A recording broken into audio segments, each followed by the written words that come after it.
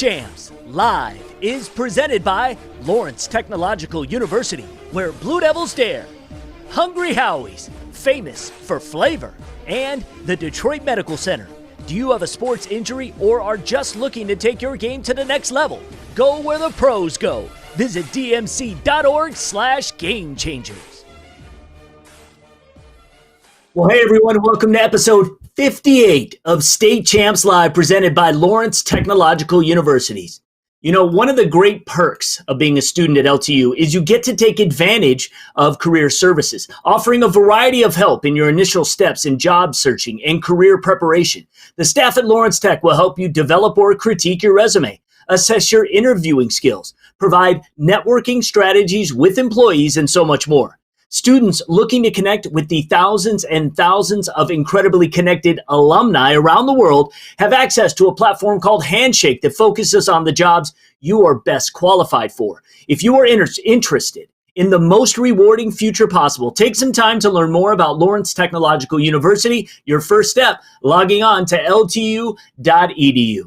We are live right now on Facebook, YouTube, and Twitter. My name is Lauren Plant, and for the second day in a row, we are speaking with a former Michigan high school football star who was one of the top recruits in the nation. Today's guest went to Michigan, later played some pro ball, and like Ryan Van Dyke yesterday, is also working with young athletes today so they can reach their full potential. That conversation is next, but first, let's get to the headlines for Tuesday, June 23rd.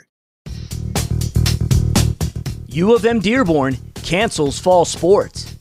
Due to the ongoing COVID-19 pandemic and university commitment to protect the health and safety of the campus community, the University of Michigan Dearborn has canceled its fall sports program for the 2020-2021 academic year. The university plans for winter and spring sports during the winter 2021 semester will be shared by October. All U of M Dearborn academic and athletic scholarships for the academic year will be honored by the university. The MLB will be back. Major League Baseball appears ready to unilaterally implement the 2020 baseball schedule after their last offer was rejected by the Players Union. The league said Monday night it will proceed with the 2020 calendar as soon as the union agrees to COVID-19 health protocols and verifies that players will be ready to resume spring training by July 1st. MLB Commissioner Rob Manfred plans to implement a 60-game schedule.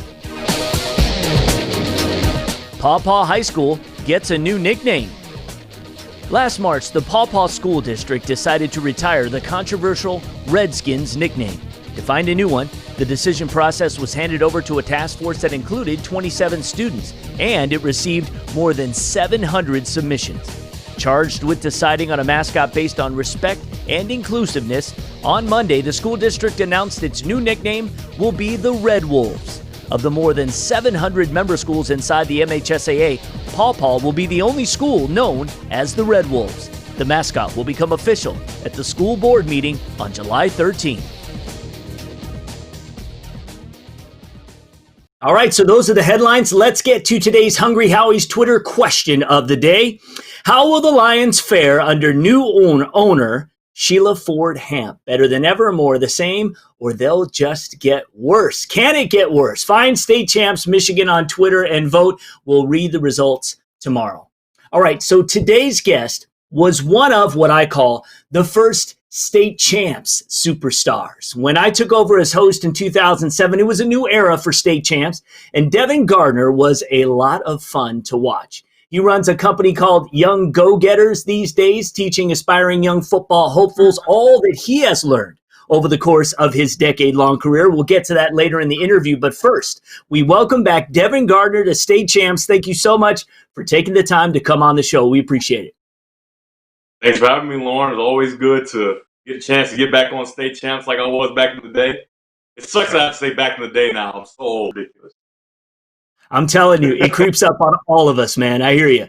And I want to focus a lot today on your high school career because that's what we do. And it's always fun to go back and think about it. Let's talk about early, though, in your high school career. You began at UD Jesuit. Why did you end up going to Jesuit the first couple of years in high school?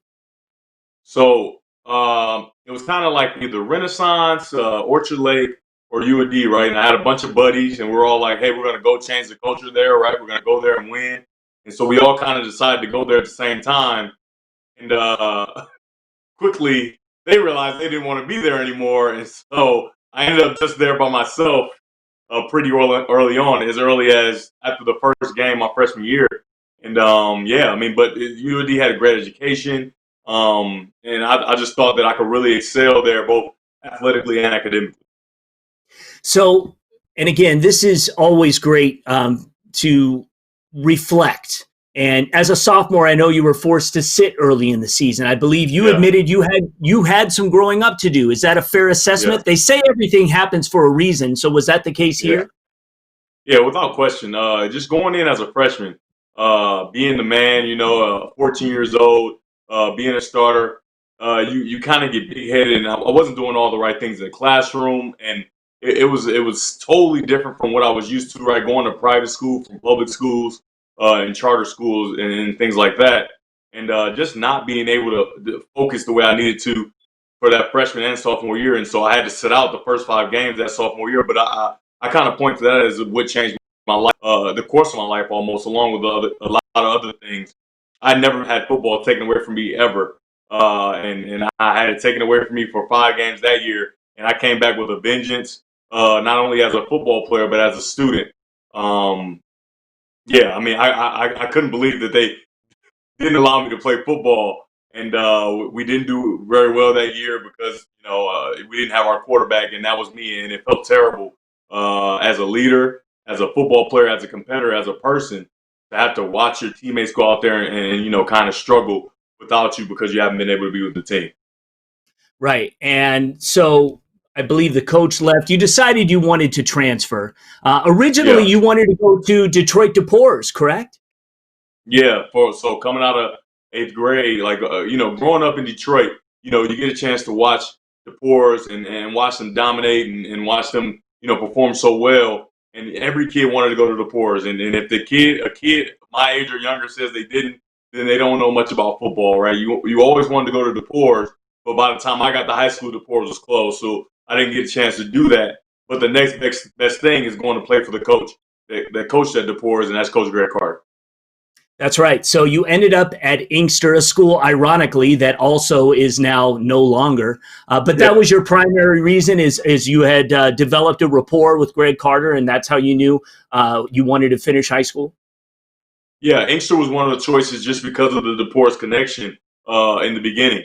I got a chance to visit Inkster, and I ended up choosing UOD. But like you said, I think all things happen for a reason, and I needed that time in UOD to kind of get everything out and kind of find myself and get that slapping on the butt or essentially sitting out games, that slap in the face, and get to kind of turn my life around as far as sports go and as far as being a student.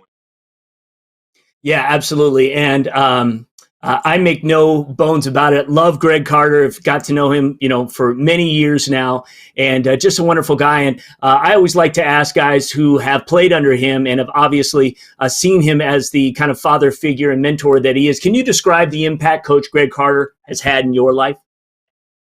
Man, guys like Coach Carter and through the sport of football, they saved my life. No idea where I would be or what I'd be doing right. You like to think that you'd excel and do all these great things without it, but football was so instrumental in my life, and him getting me and welcoming me to Inkster and kind of making it very clear that anything that I had been doing before, whether on the field, unless it was good, or off the field in the classroom, wouldn't be accepted, and I'd be punished accordingly.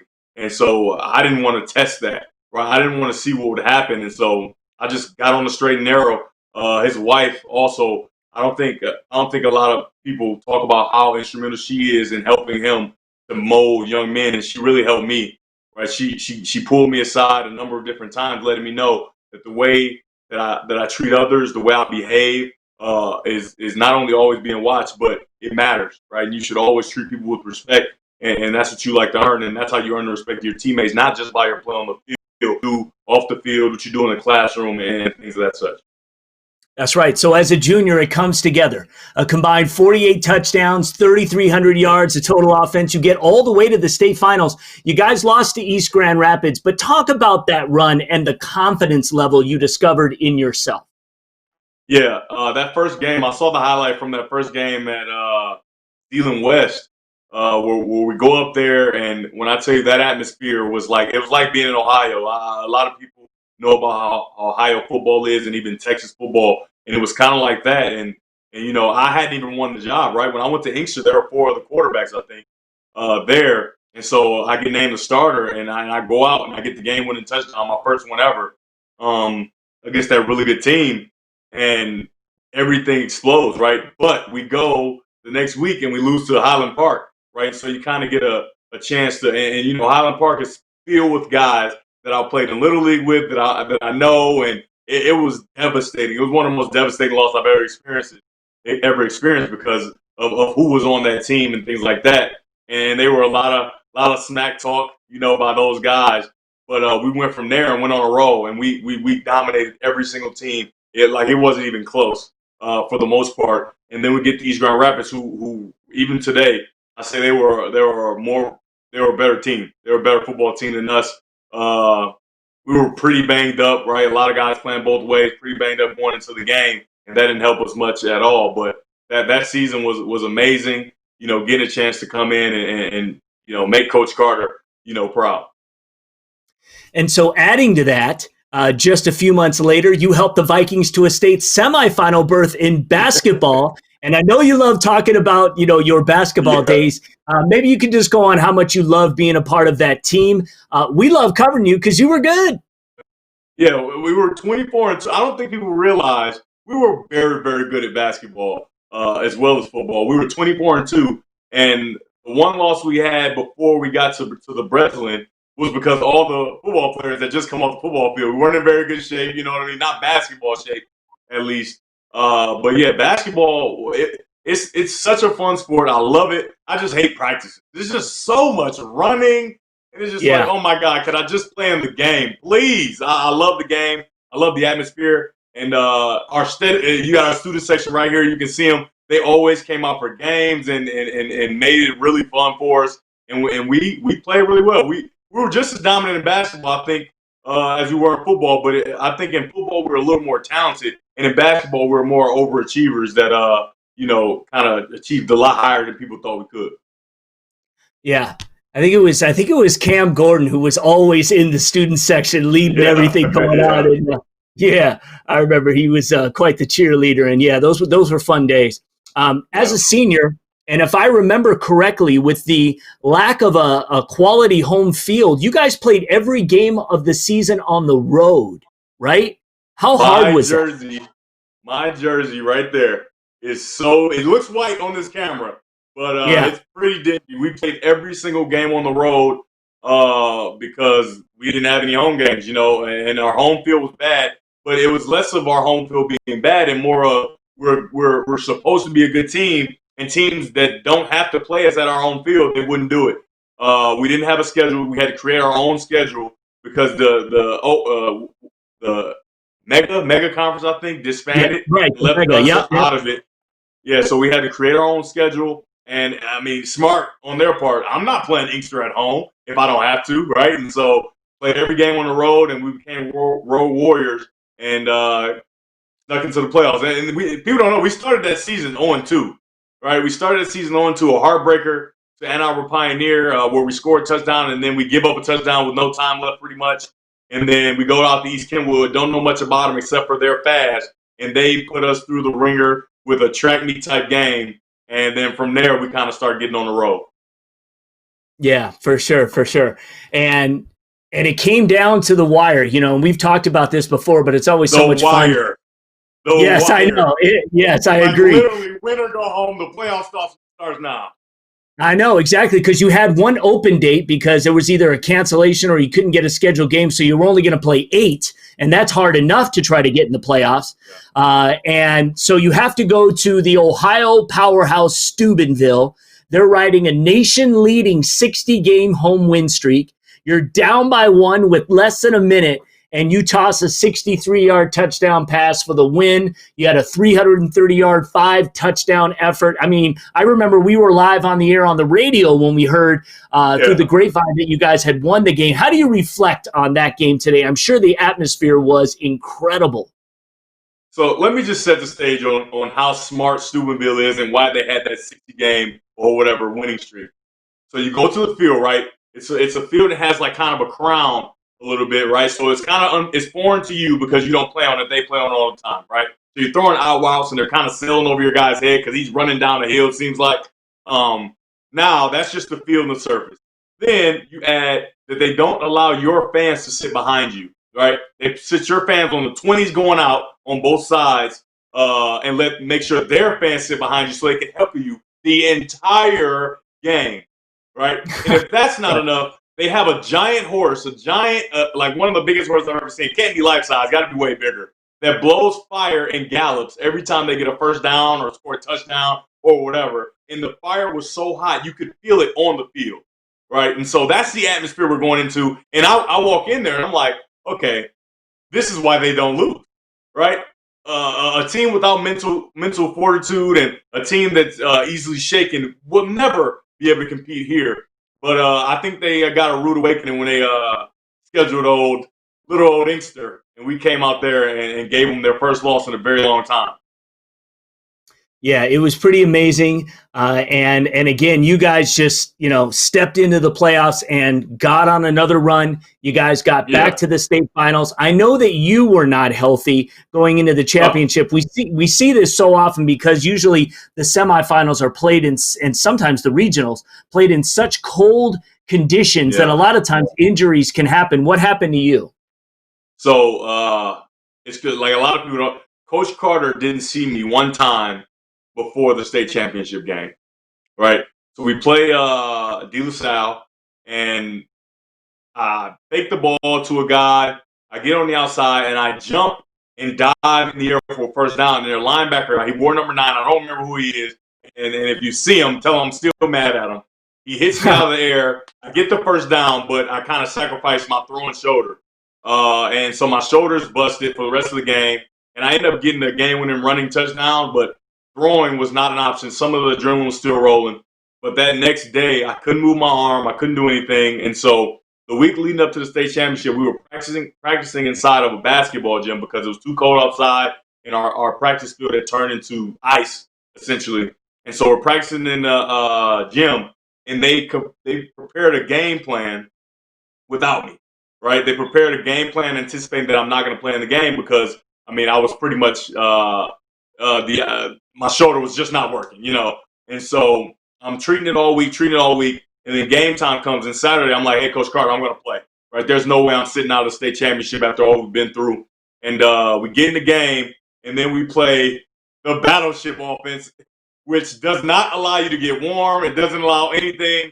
And we do our best, but they kind of hold the ball from us. I think they threw one pass in the game, and we never really got a chance to get rolling like we had. Yeah, I know. It's and I know you guys were, again, this was kind of the culmination. Could you stop the clips? Get this I know, yeah. out of here. Stop the clips. Oh, my God. I know. Quarterback was outperforming Devin Gardner rushing for 200 yards. Oh, I know.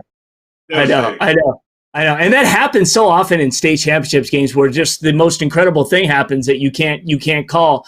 And I know for you guys, and again, this happens, somebody's got to win and somebody's got to lose. How did that sit with you after? How did you allow yourself to get over it? Well, so for me, starting in like my junior year, I kind of tried to change my mentality and the whole control of things you can control. And if you've given everything you can, right, things like losses, they'll bother you, but they won't take over and kind of ruin everything for you. And so I knew I'd given everything. Right? I knew I shouldn't even been on the field, right? I tried all week to get my shoulder back to 100% healthy. And I might have gotten to 65 or 50%. But, I gave everything I had, not only in that game, but during that season, right? Playing all those road games, and we had nothing to hang our heads about. We were vigilant. We were determined. We started off 0-2, and to end up in the state championship was very special. And I think that's one of the greatest teams Coach Carter might have coached. Not necessarily from a talent aspect, but from an intentional fortitude and being able to fight through adversity. that's kind of thing I kind of preach to the young kids I work with now, and that was an example of that. Yeah, this is just cruel. This is just cruel showing these clips. Devastating. It's Yeah, devastating. we'll move on. So you're rated the number one dual threat quarterback in the country. And that summer, you're invited to the ESPN Elite 11. So you're shuffled off to this highly publicized event with some of the best quarterbacks in the country, national television. Yeah. Talk about that. It seems like that must have been just a surreal experience. I mean, it was a dream, right? Because I got a chance to watch Elite 11, see Tim Tebow in it, and see Tyrod Taylor and EJ Manuel and all these very, very talented quarterbacks. And so that was a goal for me, you know, growing up in the high school ranks. I'm like, man, if this is what I need to do to be considered the number one quarterback in the country, then this is what I want to do. And they sent like this video. I mean, stuff is way more technologically sound now, but they sent like this little video camera to Coach Carter and Coach Will McMichael, and he comes up, he's recording me like, how does it feel to not be picked as one of the top 11 quarterbacks in the country? And I am livid. I'm like, wait, what are you talking about? And so he sees the anger about to come out right away, and he's like, hey, he laughs. I can see him laugh. I'm like, oh, so that means I actually was chosen. And it was a great honor to get a chance to be amongst, you know, what people consider as the best, and to come out and people look at me as one of the top quarterbacks in the country, and like you said, the top dual threat guy in the country. And yeah, I mean, it's like a dream come true, right? You make these goals. You say, hey, I want to be the number one quarterback in the country. I want to be an All-American. I want to go to the Elite 11. And you put it next to your light switch, which is what I did. And then you at the end of your high school career, you achieve all those goals. And that's something that doesn't always happen for people, right? A lot of people write a lot of things down, and maybe they get weary along the way, and maybe they get turned away by other people's opinions and things like that. But to be able to stay steadfast and achieve all those goals was something that was amazing for me. Yeah, absolutely. And I think it's a great message to anyone, no matter what it is you want to do. Aspire to do the best. Aspire to be the best. You know what I mean? Make your goals very, very high. And then let's say like maybe Lauren Plant trying to be the second best sports show. What are we doing? We're going for ESPN, baby. That's right. Exactly. We're just going to do our thing, and it's going to get us there. But my point is that even if you don't achieve, let's say, something that so few actually achieve, when you look back at the journey and what you put in to get there, you're going to be mighty proud of what you've accomplished. Yeah, you learn so much along the way, right? Because failure is a part of life. And I'm biased, obviously, because I play football and I love it. But I think football is the greatest teacher. And it's not just the on-field things. It's so much that you have to deal with off the field. And you would think the on-field is enough, right? You can throw a touchdown and then throw an interception the next drive and then feeling down about yourself and then throw the game-winning touchdown, right? And so there's so many ups and downs and peaks and valleys. And that's what life is. Life is not a straight line, a straight path to success. Life takes you down, and you can be really, really down in the dumps, and then you can be really, really high. And so I think football really teaches you to deal with that, and at least it's really taught me how. Yeah, absolutely. So was it always going to be Michigan, that recruiting process, or was that something that was a really tough decision for you? Yeah, I mean, so my grandfather loved Michigan football. He died before I became, you know, what I had become. And my brothers love Michigan football. They went to the Michigan camps. But, you know, I wanted to go to the best place for me, and I thought Michigan was the best place for me. So I can't say it was always Michigan, right? Because I really like Florida. I really like LSU. And Notre Dame was in there, too, a little bit. And so I can't say it was always Michigan, but pretty early. Once I wasn't the guy doing the hat switcheroo or the, hey, look at me, you know, type of thing. If I know where I'm going to go, I'm going there. And so I kind of committed pretty early because I know I wanted to go to Michigan. And so that was what I did. And yeah, so from that point, right, it was Michigan. Yeah. And I know your Michigan career is highly documented, but in 2013, for the first time in 70 years, you wore Tom Harmon's number 98 jersey. Can you talk about how that came about? Because it was a big deal at the time. Yeah, so Michigan had the Legends jerseys, right, where they would bring back retired jerseys and select players that maybe embodied some of the characteristics of the former player. They would have them wear them. And so the last jersey was 98. right? And that's our top guy, right? That's Tom Harmon. That's the Heisman Trophy winner. That's the guy that fought in wars and everything. And so they come to me, and I thought it was a joke at first, right? They're like, "Hey, you want to wear 98 this year, right?" The family picked you, the Harmon family, and they think you're the guy to wear it. And so I called Denard and say, "Hey, man, what would you think about wearing 98?" He's like, "Man, that'd be sweet. Like nobody, I can guarantee you, no other quarterback will have that number on." And so I went with it. I accepted the not only the honor but the challenge of wearing 98 and being a quarterback with that large number, right? And I don't think people understand. You have to have a certain intestinal fortitude just to put that number on your back. Those NCIS and things like that. And so the night I wore it the first time, I got a chance to meet him. And it's crazy because I just talked to him a couple of days ago about coming on my show that I do with Fox. But I meet him, I meet the family. I'm like, you're the guy from Freaky Friday, right? Everybody knows the Disney movie Freaky Friday, and so his family burst out laughing, and they thought it was so funny. And I'm thinking like, what's so funny? Was I wrong with it? And then he's like, oh no, it's all good. It's just not my best work, right? Because I didn't know anything about NCIS, right? And so that was just a funny thing right before the game. And then I go out in the Notre Dame game and have the game of my life to start the season, and I thought that was it was amazing, right? 115,000, the largest crowd to watch a football game ever. It was awesome. Yeah, it definitely was. To me, when you say Mark Harmon, and again, I'm older than you, so I've seen the spectrum of his career. For me, growing up, it was the movie Summer School. There will never be another Mark Harmon movie other than, and if you haven't seen it, you have to watch it because it's hilarious. Yeah, I'm putting that on my watch list for sure. You have to, and then you can talk to him about it. So obviously, we know you started out as a quarterback, and you were a receiver.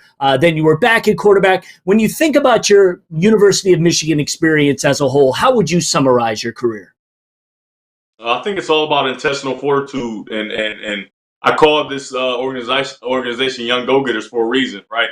Because I was a go-getter in every aspect of the word, right? Getting a chance to be a quarterback, coming in the number one guy, and then you have no idea that Denard Robinson is the most amazing athlete to ever touch a football, right? And so you know he can do things a lot better than you can as far as what they wanted on offense, and getting a chance to sit behind him and him being so gracious as a leader and helping me, through the process because it was a point where I was devastated, right? I'd never been on the bench in my life, and I'm on the bench literally going into games knowing that I probably won't play today. That was not something that I wanted to do. That is not something that I was up for. But I accepted the opportunity to learn and continue to develop so that when my number was called, I'd be ready. But the time went a little bit too far, and I said, hey, Word Roundtree actually got hurt in the spring, I think, of 2011, maybe. And I went to coach. I said, hey, I'm not saying I'm trying to be a full-time guy, but I can help the team as a receiver as much as I can, right? I never played in my life, but I'm a decent athlete. And so Word Roundtree and Jeremy Gallen, that summer and spring, I worked with them every single day, right? Just trying to catch up, right? Trying to be serviceable. And the games came, and I was halfway decent. I wasn't bad, right? And so I got a chance to contribute a ton. And then and I think just being selfless like that, I was kind of rewarded, right? And I don't want to look at Denard being injured later that year as a reward, but right, everything that I ever wanted, I got it, right? Because I was selfless, because I was able to put myself aside. Even though the worst thing, and everybody knows, a black quarterback going to wide receiver is like the death penalty almost for quarterbacks. And so me being able to do that, even though my heart was a quarterback and I wanted to play quarterback and I wanted to reach a lot of the goals that I had set for myself, the team needed me to perform. And it's nice to get on the field.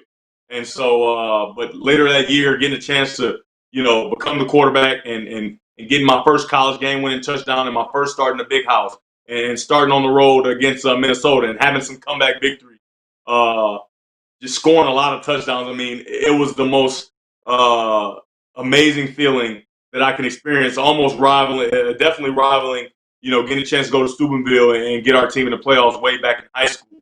It was great, and I think the fruits of my labor were rewarded. A chance to have Denard right by my side, and later in that year, he got a chance to play some running back, receiver, and got a chance to play with him as well, like we had talked about for so long. when we lived together. That's awesome. That's awesome. And one of the greatest moments in my mind, because I can remember just what a human moment it was when you went out to console JT Barrett after he injured his ankle in the game. I mean, this was Michigan, Ohio State, the game, the rivalry. Didn't matter in that moment. It really was the ultimate show of sportsmanship. Can you take us back to that again? Yeah. So, the compassion that Denard showed me all those years while I was gunning for his job. And when I tell you I was gunning for his job, I wanted his job so bad, right? And he was still very compassionate, always helping me, always had my back. That kind of transformed me, right? Because you can be a fierce competitor, but still be human and still care about people. And that's kind of how I've lived my life, right? I mean, I'm the fiercest of competitors. Even when I'm coaching young kids, I'm as fierce as you can possibly be. And they'll tell you that. But I'm pretty sure none of those kids walk away thinking that Devin Gardner hates them, right? And I think it's about showing love, right? And sometimes tough love is needed. But when the kid went down, he was a younger guy at that point. He was having a very good season. And for me, it was a very good game, and I want to beat the best, right? I want to compete against the best. And so if they're not at their best, I don't think the win or the competition it means the same. And so he goes down, right? And at first he's injured. It's like, okay, people get injured all the time, whatever. But when they bring that card out and they put that bring that air cast out, it's very serious. And so at this point, he's probably done for the season. And you just don't know, maybe for his career. You never know with these types of things. And so I just felt compelled, right? We were in the huddle and I'm trying to listen in the huddle, but I'm kind of have one eye on him and what's going on out there. And he throws his hands on his head. And that's the devastating posture that you do not want to see for anybody in a football game, whether it's Ohio State player, or Michigan State player, or whatever. And so I felt very compelled to go and just try kind of pray with them and let them know that, man, I've been through some adversity, I've been through some injuries and things like that, and it'll be fine. You'll be okay, and you'll get through it. But it's gonna be tough. So I thought that was the right thing to do. And some people frowned upon it, right, because they can't get outside of the Michigan-Ohio State rivalry. But if you've ever seen me compete, right, playing with a broken foot, doing everything I can, putting my body on the line every second of every game, you'll know that, that had nothing to do with, I'm getting soft on them or whatever. But I think that was very much so needed. Absolutely. And I say hogwash to the naysayers who say anything about that. And Ohio State even sent you a letter about that, correct? Yeah. Yeah, I can't believe it. I actually don't know where it is. I probably should have kept up with it. It's somewhere in all of my, my stuff. But yeah, they sent me a letter, thanking me for my compassion and things like that, which is cool. I really didn't want to hear from them because we lost the game, but that was really cool because I'm pretty sure that the Ohio State organization and whatever has never written a Michigan player a letter after a game with anything positive to say, at least. Right, exactly. That's a good way to sum it up. So talk about your football career after college, because there's a lot of people who don't know what happened to you after the Wolverines. Yeah, so after college, I went to the Patriots first. Actually, a lot of people know, but I was only there for a short time, and then I got picked up by the Steelers, and that was one of the best times where I met some great people, great teammates, and performed really well. I was kind of the slash player where I was playing receiver and I was playing quarterback, right? And I would switch between days. And so in the first preseason game at the Hall of Fame in Ohio, I hurt my knee about second quarter. Kind of got my knee taken out on a hot route, and it felt weird, right? But I have a lot of intentional fortitude, and I deal with pain well, especially during a competition in football games. And so for the rest of the game, I'm running and I'm moving and I'm doing things, but it just doesn't feel right. And I don't feel explosive. I don't feel like I can cut as quickly as I can. And I'm on special teams, right? And so I'm with another person and we're blocking the gunner, right? And the gunner's running down, and we push him out of bounds, right? But the one rule they always talked about was don't push him when he's out of bounds. You wait till he comes back in, right? And so I'm with another guy, and he continues pushing him out of bounds. And I'm like screaming, like, "Hey, stop! We're gonna get penalty, whatever." And then the guy comes back in, and so lightly he like pushes my shoulder, and I fall down, right? And it was right then I'm like, "Oh my gosh." This is at the end of the game. I'd already been the entire game. and I put a lot of bad stuff on film just because I couldn't run and I was kind of trying to fight through. And once he pushed me down and I had little to no resistance, I knew that something was wrong. And so I go to the bus. I crush to the bus. We go home, and I wake up the next morning and I can't walk. And it's devastating, right? Because you got the next day off, and I try to get to the trainers, and I'm like scooting down the hallway on my butt and trying to get there. And I had already cried just a little bit, because it felt like, I mean, it was over. Like everything that I worked so hard for and I've been doing so well, it was going to come to an end right there. And then we did a settlement and everything, and I finished that, and I rehab for that next year, right? So this is my first year ever sitting out of football. I set out that whole year, and then my agent calls and he's like, "Hey, we got you a deal in Canada." And I'm like, "Oh wow, that's cool, right?" Because a lot of people made a lot of success. You're on our own Kevin Glenn, right? Been very successful in Canada. And so, and then he's like, "Hey, but we got a email from Japan where they're playing football and whatever, and they want to fly you out tomorrow just to check it out." I'm like, "Oh, well," and then at the worst, it's going to be just a free trip to Japan to see the world. And so I go to Japan for a day, 2 days actually, and they show me everything and just tell me about how football is developing and things like that. And I'm just like, wow, this is something I could really get with, and the money was good, but the experience I think was the most important thing. I got a chance to experience an entirely different culture. And this is why I think football is so important, because without football, there's no way I'd be able to experience some of the things I experienced, especially living in a foreign country and getting a chance to further along or push football along in another country. And it's getting bigger and bigger over there, and more guys. I got a chance to bring some guys along with me. They gave me a lot of leeway to help some other guys earn some money that had the same dream like me.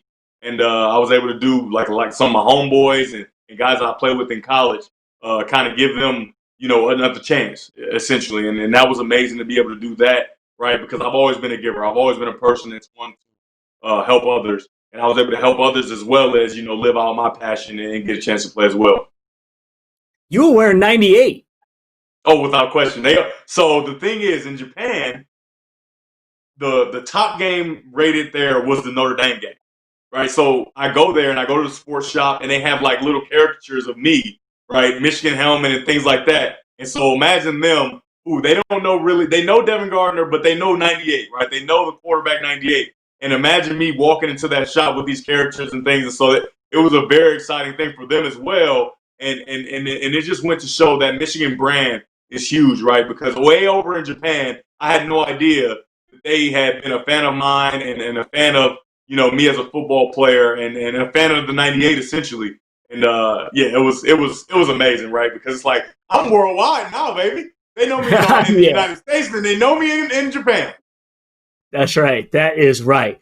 All right, man, I appreciate you giving us so much time today. This is going to be the longest show we've ever done, and I love it. And we're going to talk about the work that Devin is doing with young football players today. Young Go-Getters is the name, and we're going to get to that in just a minute. And if you have any questions or comments for Devin Gardner, ask them now on Facebook, Twitter, or YouTube, and we're going to get to those. So hang in there just for a second, Devin, because here's what happened this week in State Champs history. We go to the Division I baseball final from 4 years ago. Warren De La Salle taking on Saline. To the 6th inning, Saline down 5-3. Sean O'Keefe, the mammoth 2-run blast, and they added another run to take a 6-5 lead. Back came De La Salle in the 7th. Bryce Bush up the middle with the single. That scored a pair to give them a 7-6 advantage. Saline with one last chance. Bases loaded, 1 out, but Nino Puckett gets Jake Finkbinnerer to ground into the game-ending double play. De La Salle hangs on to win its 4th baseball state title in school history. This week in State Champs history is presented by Lawrence Tech Athletics. Recruit yourself at ltuathletics.com. Well, all right. So before we get to the questions, I want to talk about what you are doing now, Devin Gardner. Talk about how you're focusing on helping young football players achieve their dreams. What is Young Go-Getters? Young Go-Getters is a program that I started, and it was based off of seeing a kid that needed some help and wanting to, help him, right? And that kid was Dante Moore. He was about 11 years old, super young, and everybody knows him now. Like he's turned into quite a household name right now. But back then, he was kind of seemed like underconfident and a guy who just needed me essentially, right? And so growing up, I had a lot of older guys that were able to help me, my coaches and mentors and things like that. But I didn't have that specific quarterback guy to teach me everything that I need to know about playing quarterback, right? So I got a chance to become the number one quarterback in the country without actually, having like training that was geared specifically toward, developing me as a quarterback and as an athlete. And I thought that was something that was missing in the city of Detroit and in the state of Michigan, for instance. For example, we have a number of guys that, maybe, they're going to other guys or whatever, but they're not getting the enrichment, the things that you just can't learn unless you've been through it, right? Get a chance to go through the adversity and letting them know exactly how they're going to feel when they're on the field or what's going to happen when problems come about and how to deal with it. I think that our program is so unique in that way because I've been through almost everything that these kids will want to go through, right? And I think it's my duty as a person that's played here, not only in the state but in Detroit, to give back and help these kids as much as possible. And I dedicate pretty much all of my time to it. The other amount of my time is spent sitting watching TV and watching Netflix and things like that. But I'm always trying to find a way to help them develop not only as quarterbacks and a lot of our parents that are in the group have figured this out. The program, you honestly don't even have to be a quarterback or a football player to come and work out and join. Right, it's about the mental fortitude and the ability to continue to fight when adversity arises. And I think, like I said, football is the best teacher of that. But these kids are going to be so well-rounded as people, and so when they get when a guy breaks their leg on the field, they're going to be able to show compassion, but also try to, in so many words, destroy him. When the competition is going right, they're going to be able to be the starter and have a young guy and help that young guy, right? Even though that young guy's gunning for their job, they're going to be able to be so comfortable in themselves because they've worked so hard that they can feel comfortable helping that young guy and not be worried, right? And have a genuine care for how he develops. And I think that's a lot of the things that I'm passing down to them, and they continue to pass it down to people that are younger than them. And so we're building an entire tree with many different branches that it's going to go on forever almost. So tell me, how much do you love doing what you're doing right now? Did you just hear that long soliloquy? I love it. It's the most amazing thing. Not too many people get a chance to live their dream and work in their purpose, their entire lives. And so that's what I've been able to do. I've never walked into anywhere and done an interview or anything like that because of football, right? I've been able to play football professionally. I've been able to, play in the largest stadium. I've been able to be around the Antonio Browns and Tom Brady's and things like that. And now I've been able to give back everything that I've ever gained to a group of young men. And I don't think that there's any other way to live your life, right? That's how this country is going to continue to develop. And that's how, people are going to move forward, not just in sports, but in life. You have to give all the things that you've learned, but there have to be people that have actually been through things that can help others. And I think I've been through a lot of different things, and I can help so many different kids. And I'm doing that right now. And when I tell you I enjoy it, I really, really enjoy it, right? Even when I'm, I'm fire breathing dragon and we're doing workouts and I'm yelling at the kids and things like that.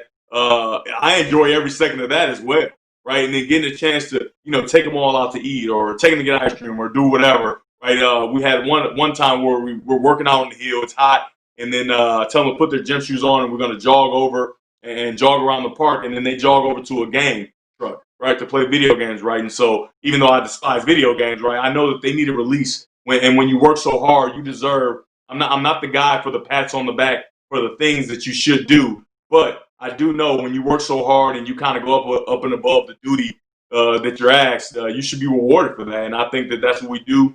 That's what I do for them, and yeah, it's great. So you have a success story in the now former Country Day quarterback, Alon Mitchell. Tell us why you're so proud of him.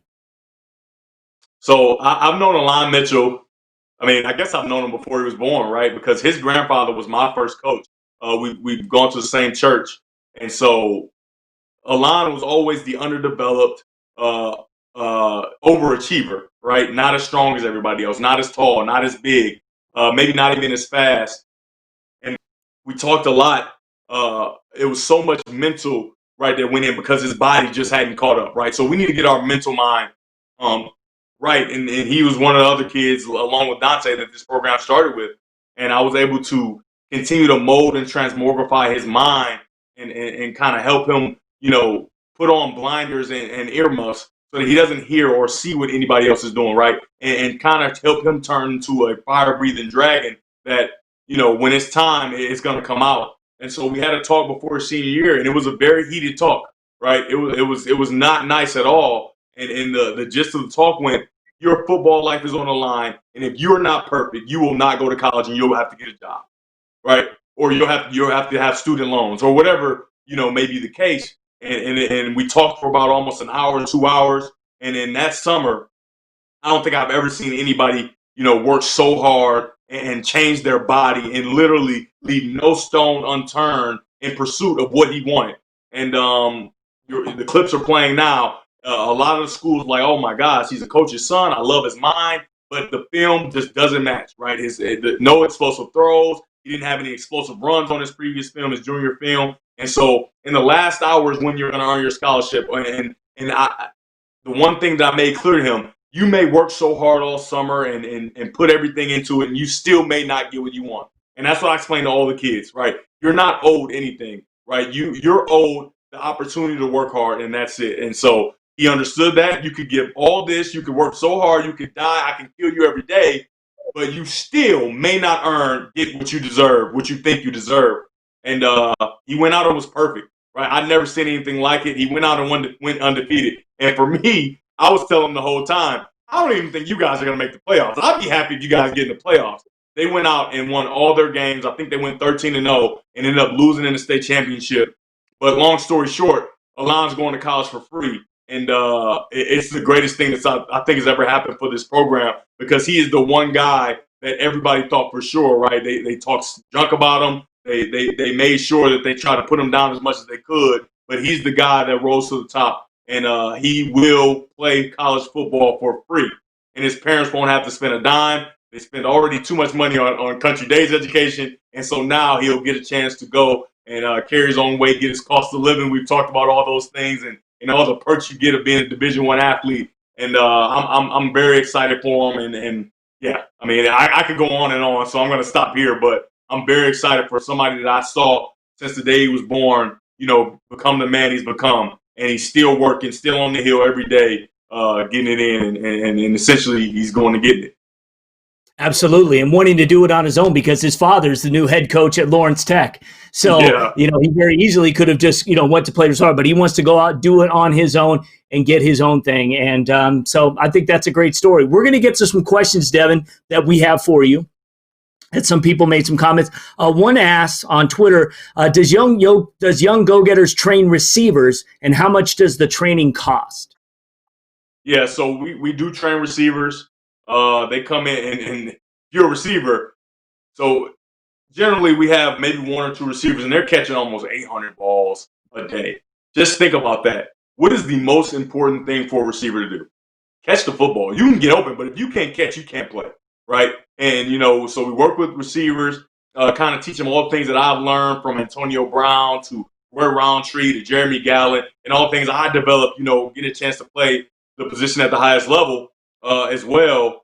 Our receivers do really well. Another success story, Aaron Folks, right, earned a scholarship. He's one of those 5'7", but he puts on the thing 5'9" guys, and junior year, not enough film, not explosive. Goes out on the camp circuit and just dominates everybody. And it was just small things that I got a chance to teach him and show him film. And it's like, you are so explosive and you can be so great, but you just got to put it all together. You got to change your mind, right? You have to believe with the unequivocal doubt that he is better than everybody that he goes up against, no matter how big, no matter how small, no matter how fast. And he did that, and he also earned a scholarship, and he'll be attending Indiana State. So that was our first receiver. And we've had a lot of other guys that continue to work. But, yeah, you jump in, and our receivers are good. They're really good. I mean, they don't get as much, publicity, I guess, as our quarterbacks, but our receivers are really good, and they're good learners, they're good listeners, and they come prepared. So Mary Stewart had two comments. One, not only the best QB, a true gentleman. She also said her favorite memory was the Ohio State JT Barrett moment, which I agree. Jonathan wants to know your thoughts on training Joe Milton. It was a great experience, right? He came in and he got right in line with everybody else, doing the heel and then getting the throwing. And he's one of the more talented throwers of the football I've ever seen. And I've seen some guys, right? I've been right next to in the meeting room with Ben Roethlisberger and got a chance to see Tom Brady up close and all these talented guys. I mean, I was relatively talented throwing the football myself, and he is. There's nobody that I could say is head and shoulders above him at all, and that's including guys in the NFL. He has one of the most talented, livest arms I've ever seen, and he's a good listener, good learner, and I think that some of the things that I let him know and some of the things that I kind of try to teach him and relay to him are going to stick with him, and he's going to be able to perform well for the Wolverines this year.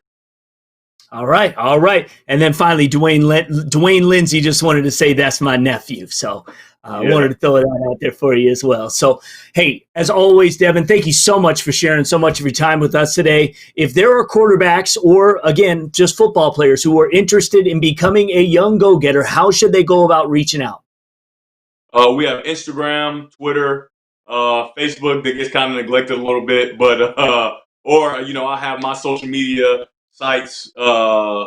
Just come ready to work, right? Because you get a lot of guys that I've kind of been hesitant to invite guys in just because I've never invited a guy, but even guys that want to come in because a lot of the kids that the work that we do, it's grueling and it's tough, and I wouldn't wish it on anybody, right? Especially not myself, right? And so, but the kids, they are warriors. They fight to the end. There are no excuses being made, and a lot of the kids today, in this age, right?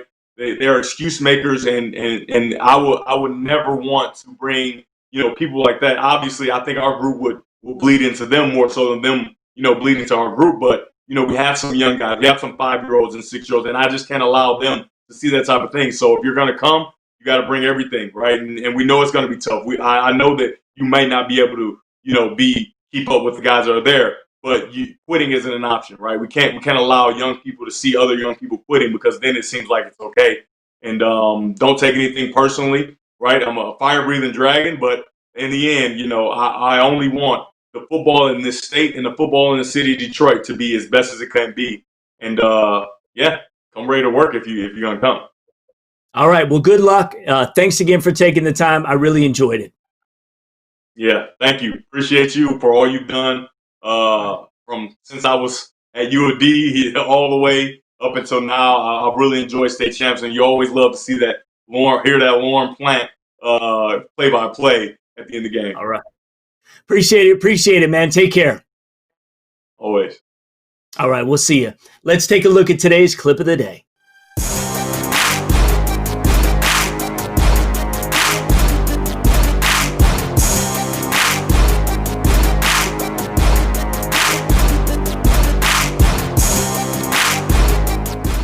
And that's your clip of the day.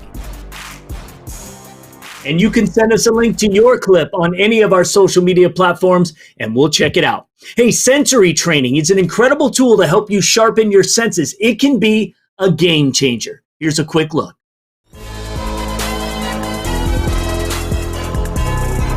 Athleticism is more than just training power and speed. Training your sensory system, utilizing your eyes, can improve your reaction time and your quickness. We're going to be training your eyes, connected to your brain, connected to your body. So whatever the sport, incorporate sensory training into your next workout. And those are actually special glasses that you wear that actually have kind of strobes of light and things that are going on at the same time. It's really incredible training. You could check out the full 2-minute version of Century Training in every Game Changer segment. All 15 of them are loaded up on our website, statechampsnetwork.com, and our free streaming app. We also have a complete playlist, real easy to find, on our State Champs TV YouTube page. Let's check out the results of yesterday's Hungry Howie's Twitter question of the day. What did you think of the hiring of the new Detroit Pistons GM, Troy Weaver? So it looks like a lot of you guys just don't know much about him, and so the jury is out. So we will see what happens. All right, tomorrow on Live, Dan Young, the Executive Director of the Basketball Coaches Association of Michigan, will be with me to talk about developments in basketball. Will there be a team camp this summer? We'll get to the bottom of that and more. Hope you enjoyed the program. I know it was a marathon. Have a great day. Right now, we are all longing for the roar of a crowd, the excitement of a stadium filled with cheering fans, and the ecstasy of celebrating a hard-fought victory. But right now, we're all on the same team, and we must do our part to make sure as many students, athletes, coaches, teachers, parents, and loved ones are there when we have the luxury to resume our rivalries and start rooting for our teams once again. Stay home and stay safe. State Champs Live is presented by Lawrence Technological University, where Blue Devils dare, Hungry Howie's, famous for flavor, and the Detroit Medical Center. Do you have a sports injury or are just looking to take your game to the next level? Go where the pros go. Visit dmc.org/gamechangers.